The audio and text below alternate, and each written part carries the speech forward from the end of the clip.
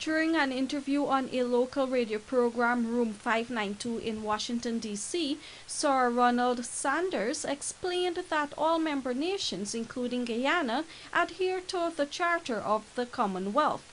And if any country runs afoul of these democratic principles, then it could appear before the ministerial committee which decides on whether a member should be suspended.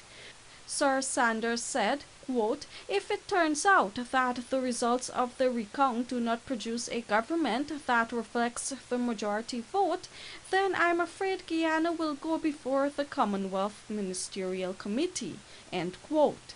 The diplomat further noted that the same applies to the OAS, of which Guyana is also a member. He said, quote, "Guyana risks also being suspended from the Organization of American States, but not just being suspended.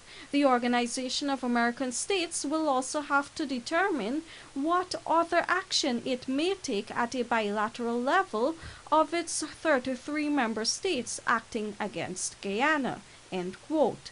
Saunders warned that it only takes one or two member countries to decide that sanctions should be imposed, as he reminded that both the United States and Canada are also OAS members.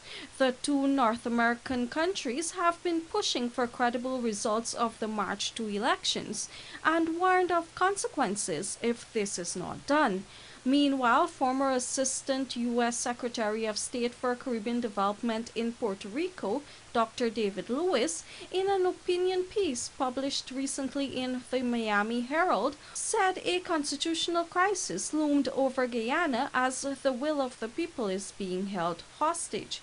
Dr. Lewis pointed out that Guyanese will not benefit from the projected oil revenues if the country remains mired in a political crisis with a disputed government in power, which he said has the making of another Venezuela. Dr. Lewis posited, quote, "The international community has an essential role to play in demanding and accepting nothing less than a transparent and credible recount process to ensure the will of the Guyanese people is honored in their next government.